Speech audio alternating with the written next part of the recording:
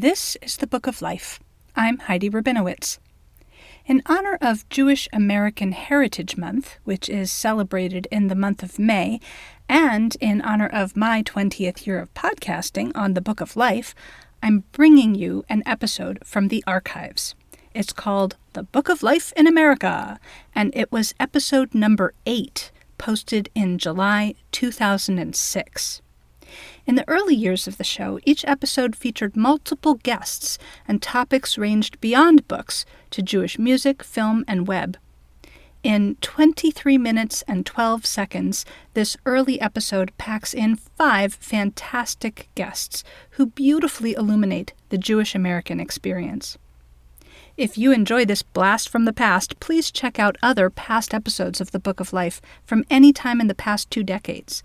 Go to bookoflifepodcast.com and click on Archive in the sidebar, or just go to the episode list on your podcast player and keep on scrolling down, down, down. Happy Jewish American Heritage Month!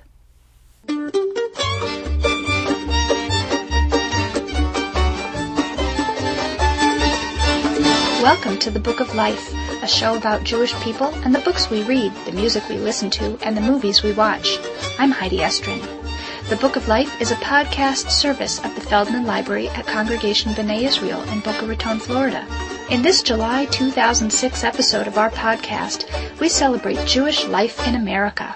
We'll talk to Linda Glaser and Phil Mizell, author and subject of the novel Bridge to America. Musician Susan Shane Linder will review the CD American Jewish Summer. We'll speak to Susan Goldman Rubin, author of L'chaim, to Jewish Life in America. And we'll get book recommendations from super librarian Nancy Pearl. So light up your sparklers and get ready for some great Jewish summer reading.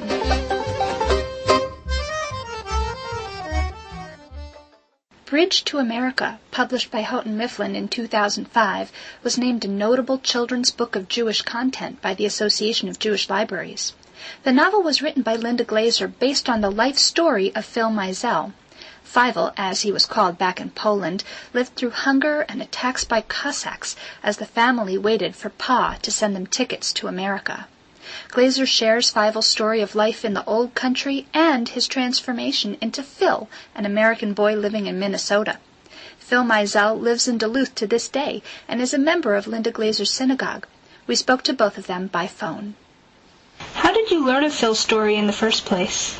He came in one day to my daughter's 6th grade Sunday school class and shared his life story from the shtetl. And he had such an incredible spirit despite all the hardship. And I found his story very compelling, especially because my grandparents came from that same part of the world. And I didn't know their stories that well, but here was someone in the flesh who actually had lived in, quote-unquote, the old country and knew about that life. And I think I woke up at 2 in the morning that night with the whole story swirling around in my head, and I thought I must write this down. And so that's the way I got started. I'd never talked to any kids before. The first thing I said was, it's so beautiful to see a bunch of nice kids like you, so well-dressed. Well, I says, I noticed that you're all having something to eat. I says, when I was your age in the old country, we didn't have anything like that to eat. I says, and I noticed you all have white bread, and to me that was a big delicacy because white bread was so rare. In our little shtetl, we used to have the real hard, dry rye bread made out of potatoes and turnips and whatever you could, and a little flour, whatever you could put in. And it was so heavy. A loaf of bread the size of a pound loaf here weighed about 5 pounds. It was so heavy, and it was hard when it came out of the oven. And since we didn't have much to eat, we used to keep it in our mouth until it got softer. And then we could eat it. By that time, we were so tired we couldn't eat anymore. I felt like one of the themes in the book was also about kindness. That right before the book was going to press, I found this wonderful Yiddish proverb about the highest form of wisdom is kindness. And I thought, yes, that's what this book is about. But I could write a whole book about Beryl the baker, the people that he saved by helping them out. The people On top of being poor, they were religious too. So they couldn't cook on Saturday. And this Beryl, he had a bakery, and he had a few chickens in the back and a cow, so he had milk. And we would bring our meal that we did on Friday, which wasn't a lot. Potatoes and soup and a few beans or whatever we could find. And we would take it over to his bakery store and keep it overnight so that Saturday it would be nice and warm. When I would bring the stuff home on Saturday, we'd find little pieces of meat and some bones and stuff like that to make the soup taste a little better. And we weren't the only ones that he did it for. He did it for the villagers, in that little shtetl. But I often think of this man, and sometimes when I go to bed, I wonder what happened to Beryl the baker. Ma had said, grow up to be like Beryl with a big heart. And I knew that Phil had a big heart. Phil and I did book signings. Each presentation that we went to, at least one person from the audience was someone from his past who came up to him and said, you helped us when we were really poor. You gave us food. He and his brother had a grocery store. And I said, I would have put it in the book if I had known. And he said, well, I don't like to brag, but it's a good feeling to know that people think well of you. Well, I feel good about that book. The reason I'd like to have them read it is to show them what a wonderful, wonderful country this is in America. The freedom. You can go out. You don't have to worry about being attacked. You can go to school if you want to. And this is really all I want to tell the kids in America, how grateful they should be. Living in a beautiful country like this where you have all the freedom you want.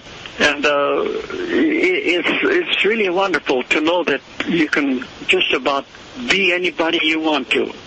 And in the old country, you couldn't be anybody because you were Jewish and you were poor, and that's the way it remained.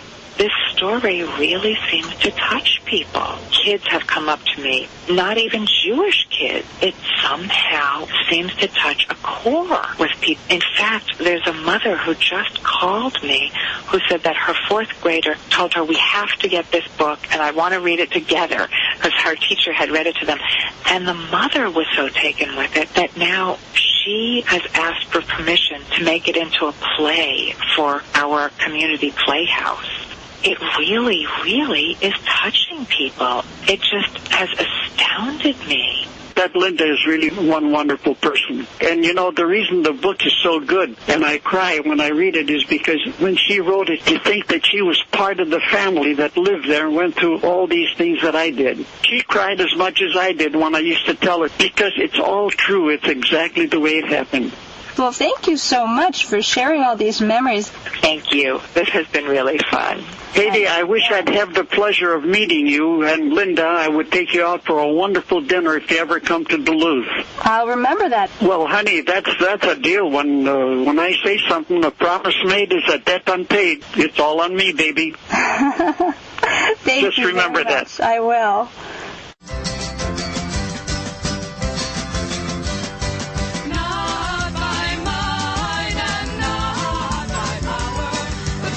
Susan Shane Linder is the music director at Congregation B'nai Israel in Boca Raton, Florida, and a recording artist in her own right.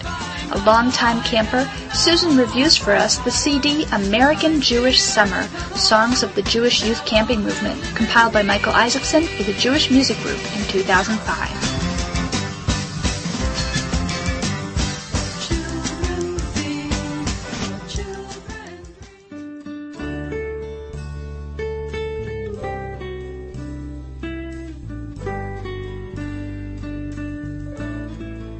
I grew up at Camp Coleman in Cleveland, Georgia. I went there from 1974 to 1981, and then I went to Camp Kutz in Warwick, New York, which is a leadership camp.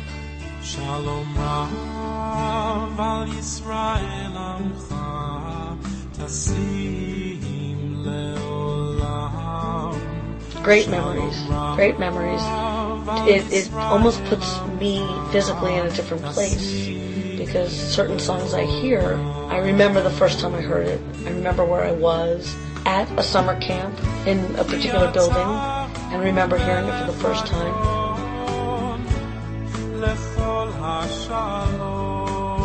This is a great CD just from all the great artists, new and old. You can come to one place to find the great music.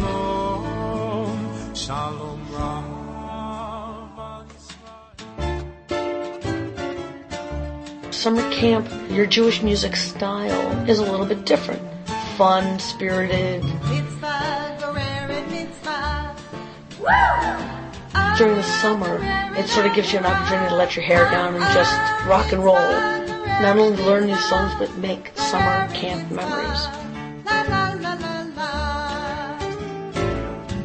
From this CD, I would say that they're probably all my favorites. I love Not by Might. I love Shalom Rav. Mitzvah Gereret Mitzvah is a big hit. Shabbos by Sam Glazer, another fabulous one.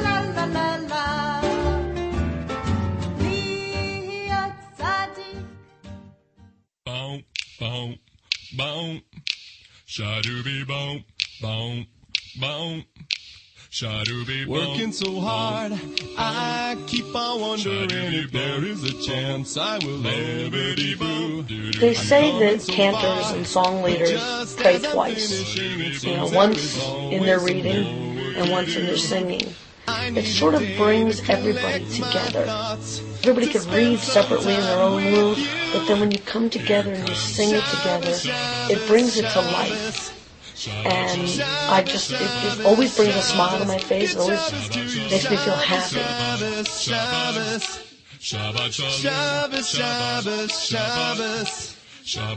Come Friday Eve, the beggar and the billionaire will each have a feast that will last. Susan Goldman Rubin is the highly acclaimed author of 15 books for children. She mainly writes nonfiction, social histories and biographies, and her love of art shines through all her work. We spoke to her during her recent visit to Florida about her book L'chaim, to Jewish Life in America, a notable children's book of Jewish content published by Abrams in 2004. Susan, one of your recent books is L'chaim, to Jewish Life in America, which you wrote in celebration of the 350th year of Jewish life in America. How did those first Jews arrive so long ago? They came on a ship called the St. Catherine, and they arrived in New Amsterdam, which later became my hometown, New York, in 1654. Now, I've got to admit, this was news to me when I started the project, and the book was published in association with the Jewish Museum of New York. And I met with the educational director, who said, and of course, the first community of Jews came to America in 1654, and I just nodded my head as though I knew this all along, but I didn't. How has living in America affected the Jewish people? I don't know if I'm the one to be qualified, because I grew up in the Bronx. So from my perspective, everybody was Jewish. The whole school was not there for Jewish holidays. Maybe 2 kids showed up. But I realize, of course, that it's very different in other parts of the country. And there's this ongoing challenge to maintain our Judaism and to face the temptation of becoming more assimilated. How have Jews affected America? Oh, my goodness. This is so thrilling and fills me with so much pride. As I researched the book L'chaim, there was so much to leave out. I discovered stories of people that I hadn't even known of before, like Rebecca Gratz, who established the Sunday school movement. It is said that she was the model for Sir Walter Scott's book Ivanhoe. She was the model for the character named Rebecca, the story of Ben and Jerry and their ice cream business. And, of course, the movie business. Steven Spielberg, I've written a whole book about him, but there have been so many people in the arts, which is the field dear to me. Frank Gehry came from Canada. The fish is his symbol. He still talks about his grandma keeping a live carp in the bathtub to make a filter fish. In proportion to our numbers, I think it is staggering the number of Jews who have made significant contributions in all the fields: government, business, finance, the arts, science. So I think our contribution has been phenomenal. What was the most interesting thing that you learned as you were researching L'chaim? One of the funniest things was that Wyatt Earp's common-law wife was a German Jewish woman, and that they lived together as man and wife for 46 years, and that he is buried in a Jewish cemetery in Colma, California. I was amazed to find out that there were Jewish pioneers in Alaska, and that there are 3 mountains named for Jews in Alaska: Mount Rapinski, Mount Neuberger, and Mount Applebaum. And I was amazed to find out that there really were Jewish cowboys. And for those of us who grew up in New York, this was just staggering that they really were there. I did a talk recently in Tucson, and I had used a photograph of the first mayor of Tucson, who was Jewish, and his son, and they're standing there holding Winchester rifles. And the photograph to me was so hilarious and curious. Well, when I went to Tucson, everybody knows that photograph. It turns out this man was a fastidious dresser who always wore long morning coat and tie and starched collar, but he owned stock in the Winchester Rifle Company, and they dressed up in these outfits for the purposes of the picture. So the wonderful thing about doing these books and going out and talking is that you meet people and learn more about the very stuff you thought you knew that you were the authority of, and you're not at all. It just adds information all the time. Tell us about your newest book, The Cat with the Yellow Star. Oh, this book is dear to me. This is a book done with a co-author, Ella Weisberger. It's her story. Ella, who came from Sudetenland in what was then Czechoslovakia, was imprisoned at Terezin when she was 11 years old, and she was there for 3.5 years till liberation. And her story of what friendship meant to her, and art, and music. Terezin was an incredible place because of the cultural life that went on there. And Ella was selected to sing the part of the cat in a children's opera called Brundabar. And she sang in all 55 performances, and it was one of the most joyous experiences of her life. As she said, when we were singing, we forgot all our troubles, and when she was performing as the cat, it was the only time she was allowed to remove her yellow star. I felt this was a story that had great significance for all of us, because again, it's a story of hope and courage and the dignity of the human spirit in the worst of times, in the most evil of periods, to let friendship and music sustain you. The research for these books must be very intensive. How do you go about it? Oh, I'm so glad you asked me that question, because I love to use primary sources. Of course, I always start any book with reading, and these days the reading is augmented by videos, by a lot of sound recordings, music. With Terezin, I listen to the music composed at Terezin, and I watch documentary films. But very important to me is meeting actual people who either lived that period I'm writing about, or who knew the person I'm writing about. So I do that with every book I do. Susan Goldman Rubin, thank you so much for speaking with us. Heidi, thank you for asking me. I am just honored to be a guest on your show.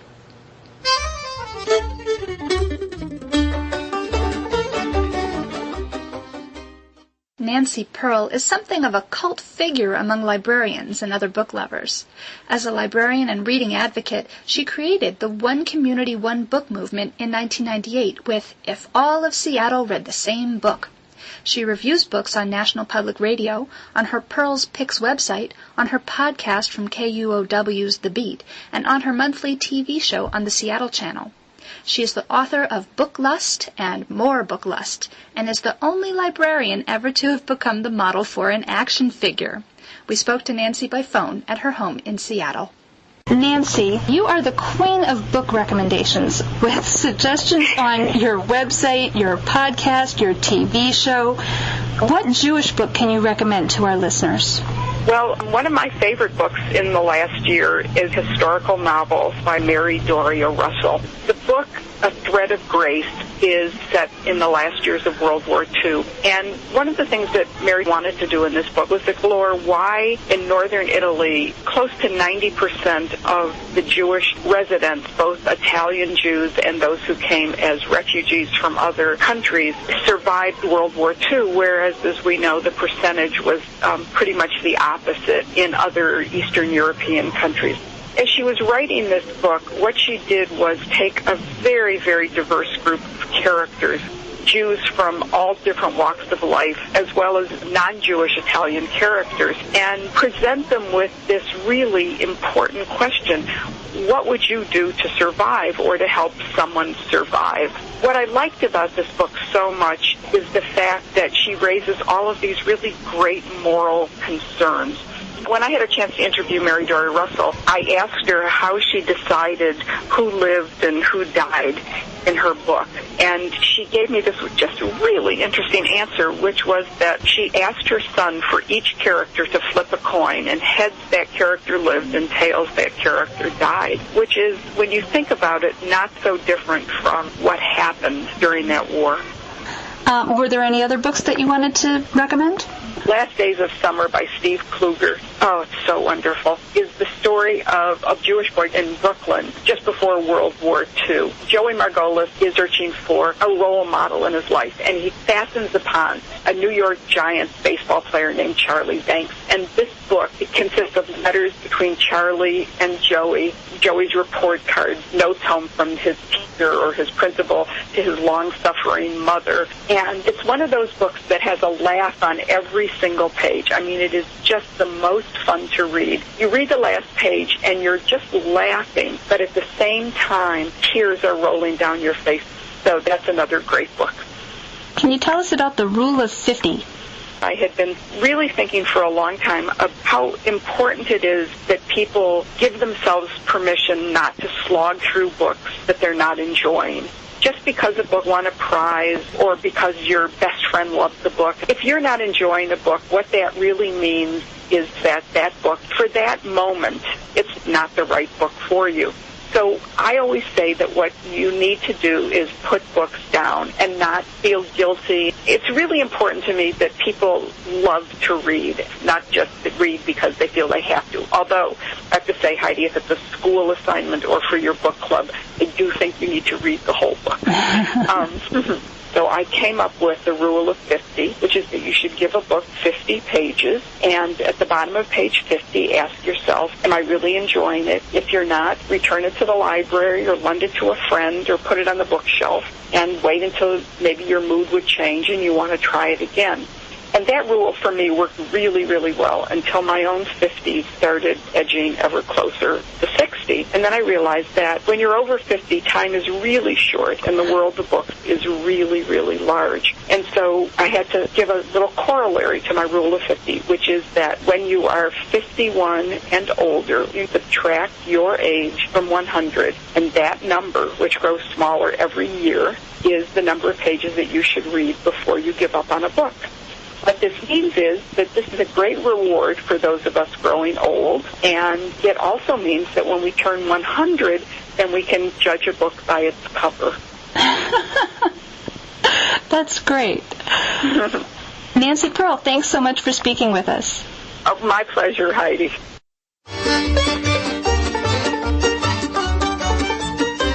If you'd like to share a page from your own book of life, or to express your opinion on our show about a particular book, CD, or video owned by the Feldman Library, email me, Heidi Estrin, at heidi@cbiboca.org, or call our new listener comment line at 206-888-2657. Just so you know, this is not a toll-free number. Our background music is provided by the Freiloch Makers Klezmer String Band from Sacramento, California, whose CDs feature upbeat music from the Ashkenazic and Sephardic traditions with Brazilian, Gypsy, and Celtic influences. Borrow their CDs at the Feldman Library or buy your own copies at freilochmakers.com. To download episodes of the Book of Life podcast, visit us on the web at jewishbooks.blogspot.com. That's jewishbooks, one word, .blogspot.com. Links to the books and CDs mentioned in the show are available on this website. Thanks for listening, everybody, and happy reading!